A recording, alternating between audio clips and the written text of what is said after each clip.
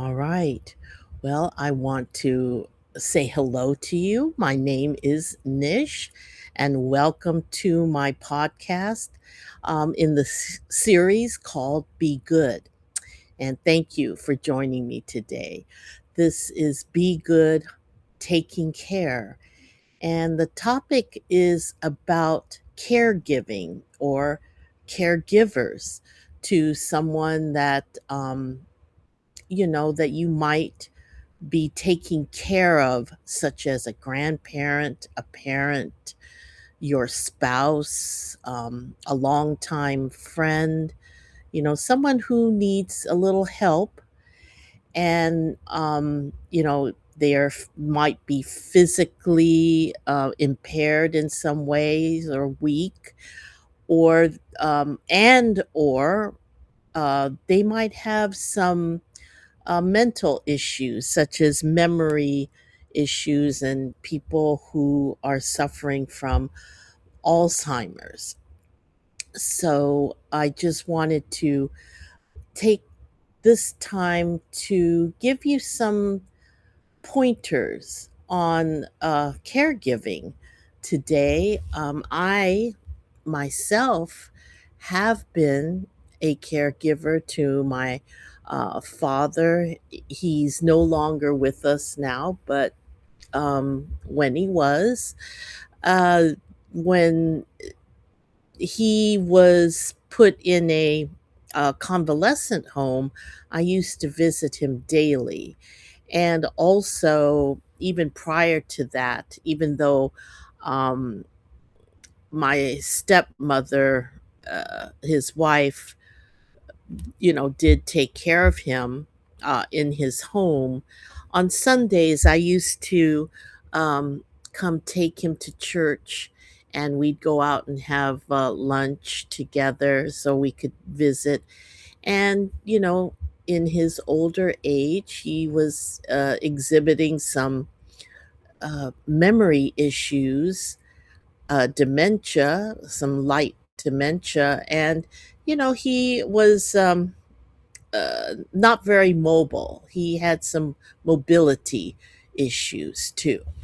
All right. So, what I wanted to say to all of those who are caregivers, and even though you may not have someone you take care of all the time, or let's say you're in a situation where you might be visiting an elderly person that might exhibit some of these um, issues, this might help you. So it's this particular episode can help a lot of people. But anyway, so you're taking care of this person and you're either living with them or maybe you're just visiting them, and they're getting older and their memory just isn't what it used to be. They're repeating themselves all the time. They forget past conversations that you had with them, maybe even in as little as an hour ago. They forget what you just told them. They misplace things. They might insist that you must have moved that or you hid that from me or something, because in their mind, they're confused in their mind, and it does cause fear and anxiety. And, they might lash out, not understanding that, this kind of accusation is not only wrong, but it's hurtful. But they don't realize that. And though I'm not telling you that you should just grin and bear it at all times and not um, care about your own self respect, but just approach it with a little bit of patience. Patience is the key. We don't want you to be abused at all, but sometimes all it takes is a little bit of patience to turn something around. And sometimes you might feel frustrated and lash out and say, I've told you many times and you keep doing the same thing, or you keep forgetting to brush your teeth or whatever it is, right? And then that person that you're caring for, that you love, wow, they feel like really bad and stupid, and you know they feel like they've been attacked, and then you feel guilty for making them feel that way, because when you realize it, look at, they're not doing this on purpose just to make you mad. There's just this thing that they're going through. All right. So you know realize that, and it's a very hard thing, that your relationship with this person is changing, and you need to roll with those changes. You could still maintain a very close, loving relationship with your parent, your spouse, whoever it may be that might be suffering this way, but you're trying to take care of them. So the the thing that you want to do is try to think of ways that you can help them deal with the details of their life that they keep missing or keep forgetting, like their doctor's appointment. Okay. You could write it on a sticky note and put it on every surface in their dwelling. You can uh, put it on their phone if they have a phone and things like that. But when it comes down to it, when it's the day and it's time to leave, they might have forgotten all about it. But that's why you're there, to make sure they get to their doctor's appointment. You get there early enough to, make sure they're ready. And that's key too. You have to anticipate that they might forget, or they might most likely forget. So get there in well enough time to say, if they're still in their pajamas, say, okay, well, let's get dressed now and we're going to get ready to go to your doctor's appointment. And even if they snap at you, just know that, this, they're not doing that just to poke at you. They might say something like, well, why didn't you tell me about the doctor's appointment? I would have been ready.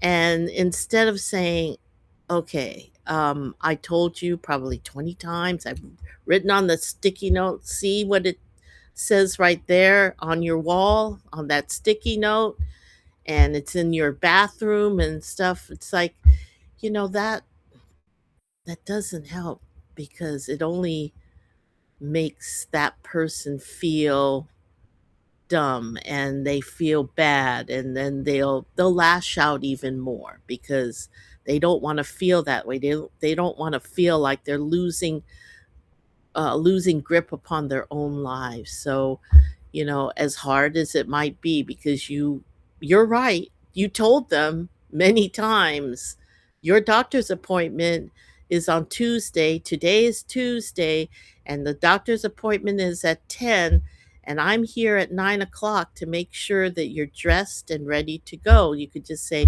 well, we have, you could say something like, all right, well, we have, just turn it around. Say, we have plenty of time to get ready right now. So let's do that, so we can get out of this house and go to your doctor's appointment and be there on time.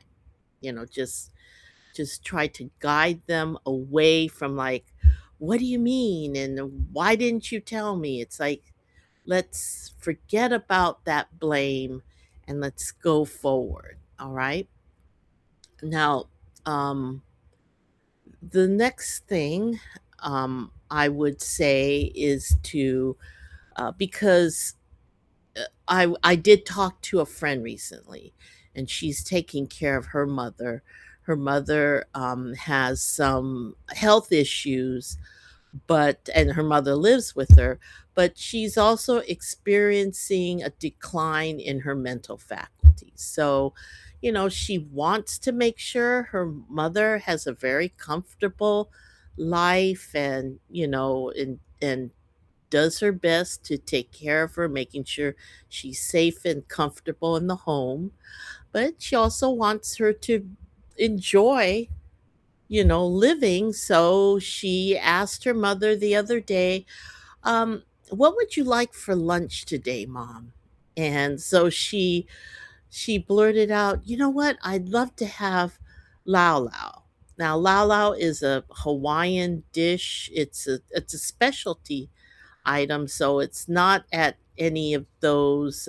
You probably won't find it at any of those casual fast food Hawaiian places. You kind of need to go to a Hawaiian restaurant or Polynesian restaurant that makes specialty items. And um, my friend knows the restaurant that her mother wants to go to, which is in another town, and it will take about 40 minutes, 40 or 45 minutes in traffic to get there.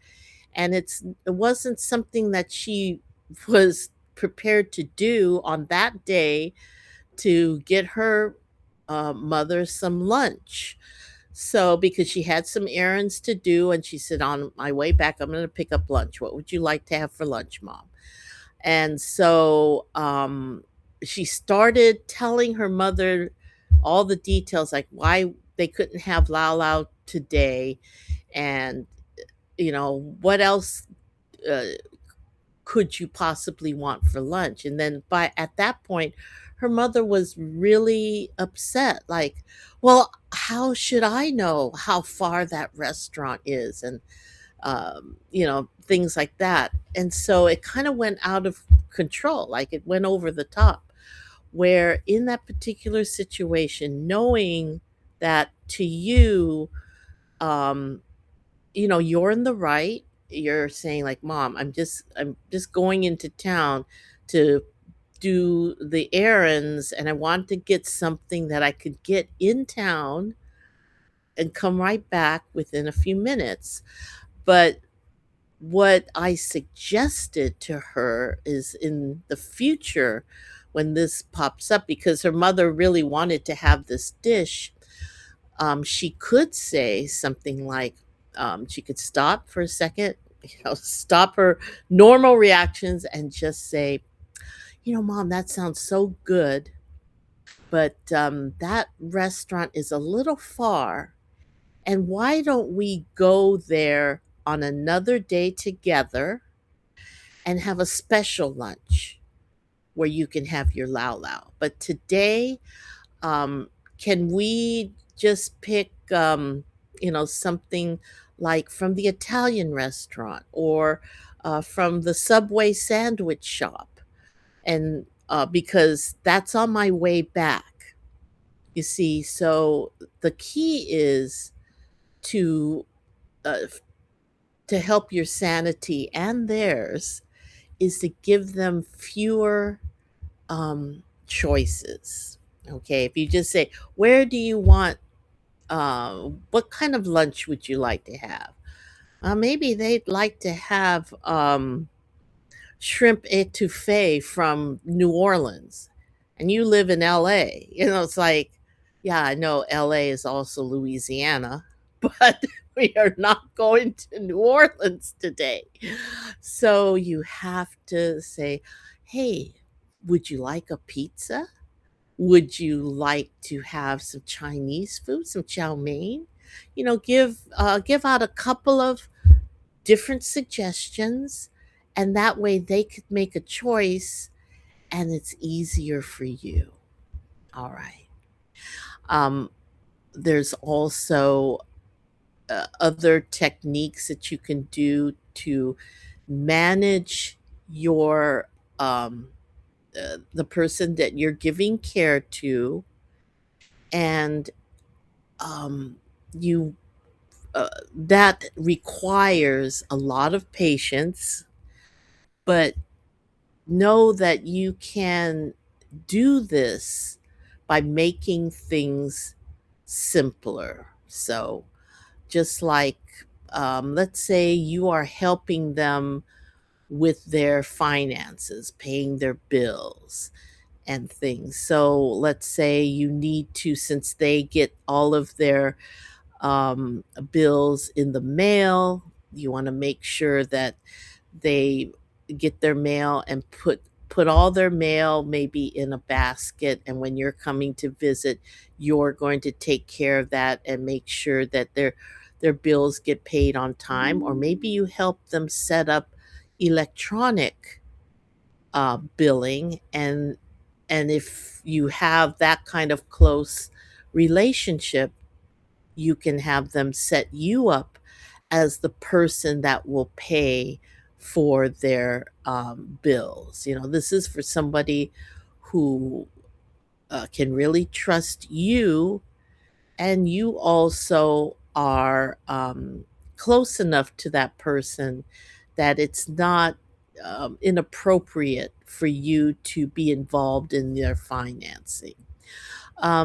Also, you want to just keep an eye on, maybe if they are still living somewhat independently, you want to go in there and just make sure that they have the staples they need in their kitchen, as far as food is concerned. You don't want them to run out of food or things like that, and then they're at their home and they have nothing to eat. So it's being proactive, and also,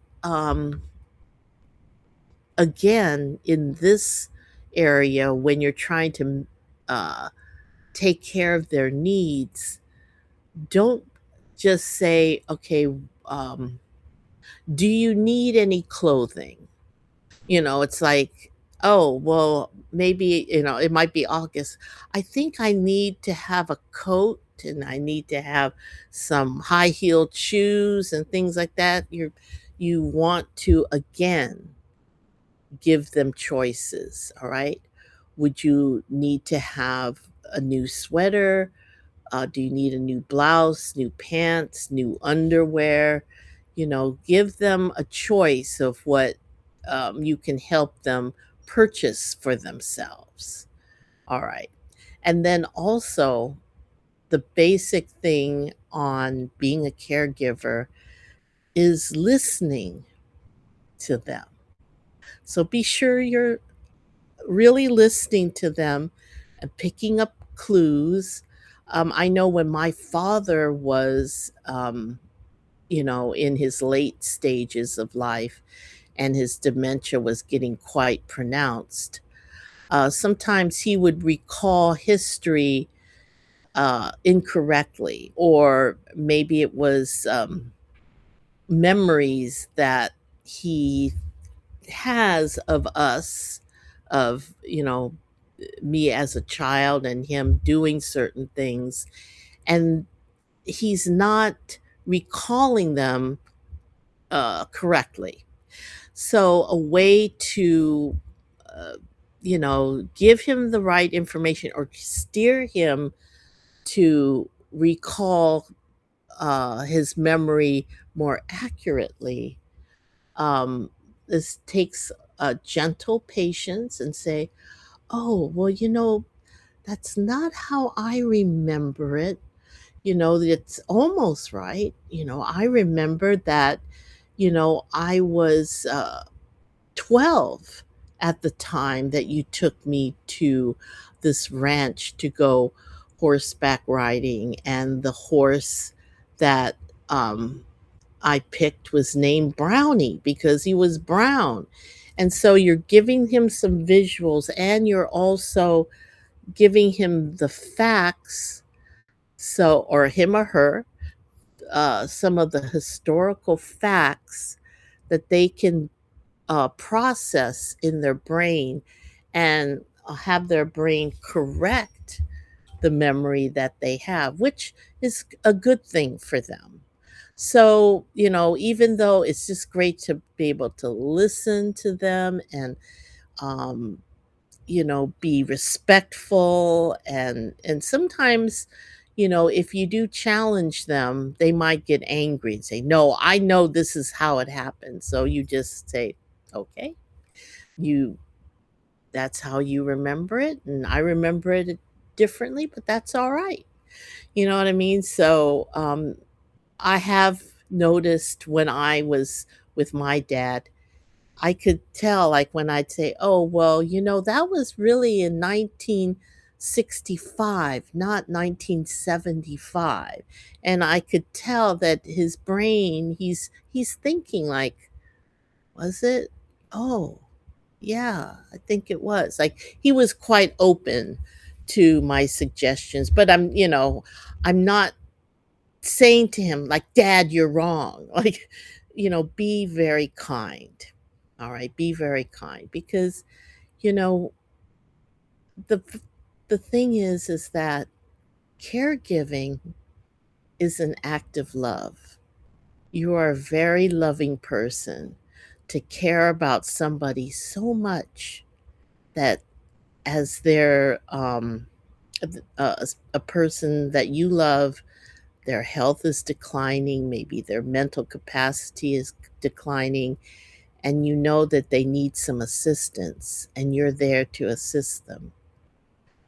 That is an act of love. And even though that person sometimes frustrates you and you wonder, do they even appreciate what you're sacrificing to help them?